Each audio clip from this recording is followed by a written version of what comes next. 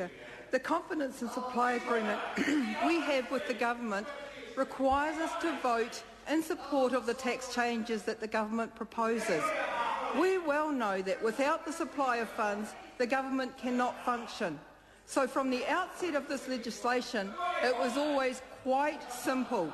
If we voted against the legislation, we would be effectively voting against the hefty achievements that were announced yesterday, amongst them whānau ora, whare oranga ake, Māori tourism and enterprise, youth guarantee for 16 and 17-year-olds, and other generic initiatives such as the $91.8 million support to the early childhood sector targeting low socio-economic communities, many of them which will be Māori and Pacifica, all for the $90 million allocated to the Community Response Fund. This was a price too dear for our constituents to pay.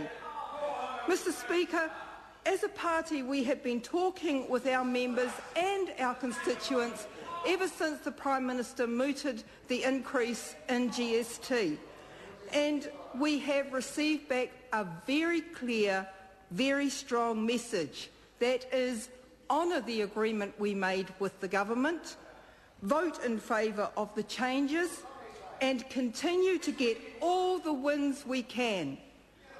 And no matter how strongly we felt as individuals, ultimately as a party built on kaupapa Māori, the wishes of the group prevail over those of any individual. That is the expression of kotahitanga. As we have said throughout this debate, we do appreciate the rationale for why tax changes are necessary, and it is a view we have some sympathy with. We support the notion that it is our collective responsibility to clear the heavy burden of debt that our generation has built up and not leave it to the next generation to clean up.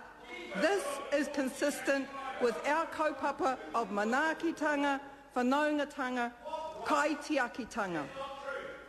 There are three key planks to the Māori Party's economic policies.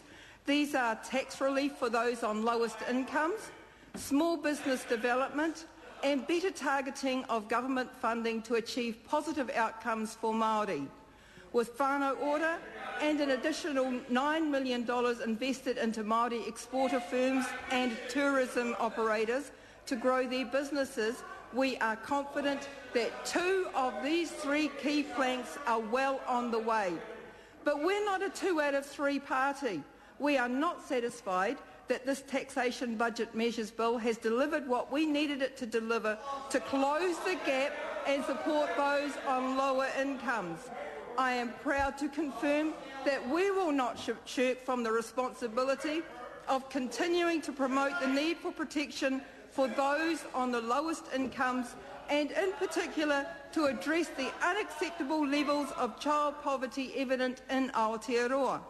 The entire country will suffer if the number of children living in poverty continues to rise. We agree with the Child Poverty Action Group that the government could have used the opportunity of the tax reforms to improve incomes for beneficiaries with children by immediately extending the in-work tax credit to all low-income children.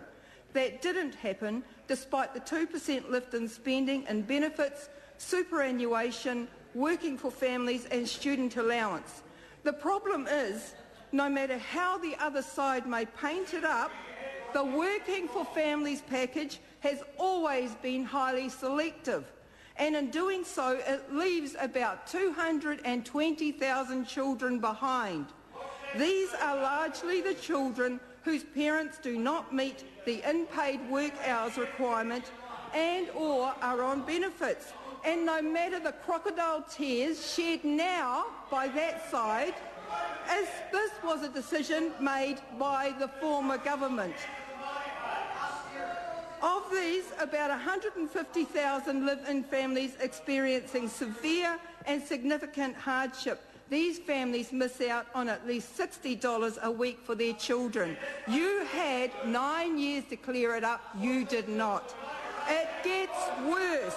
Sorry, Mr Speaker, that party opposite. It gets worse. The costs of poverty-related disease afflict the nation in many ways. Estimates suggest that up to $136 million are spent every year on the costs of hospitalisation and death from diseases such as rheumatic fever, meningococcal disease, whooping cough, viral hepatitis and tuberculosis, all illnesses which are preventable and which were not dealt with under the previous government.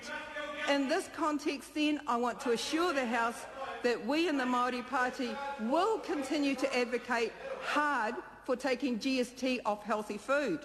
I want to let the House know that there has been a tremendous groundswell of support for my bill to remove the goods and services tax from healthy food.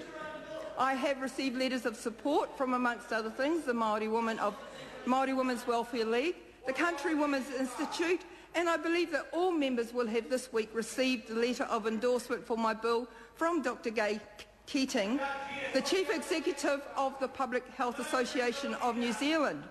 Dr Keating alerts MPs to the research from the University of Auckland, which showed that when GST was removed, there was an 11% increase in the buying of healthy food.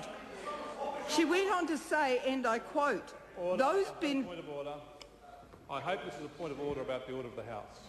Thank you, Mr Speaker. I thought we were talking about the Taxation Budget Measures Bill, not a GST reduction bill. I say to the member, it is unacceptable to this House to take a point of order to interrupt the flow of a speech. We've already had one example of that. And I just want to say to the member, these speeches have been quite broad-ranging. And if the member is going to take points of order on government members about the wide-ranging nature of the speeches, the member should do so to his own benches. Now, I just want to say, no, I haven't finished yet. I just want to say it's unacceptable to take points of order to interrupt a member's flow of their speech. And I find that is in that particular category. I just want to say to members, they're entitled to have their speech in 10 minutes. If they break the rules of the House, fair enough. But if they are speaking the same tenor as that party's own members have spoken, without complaint, then the point of order is not fair enough. I invite the member to continue. I call Dr Nick Smith. Mr.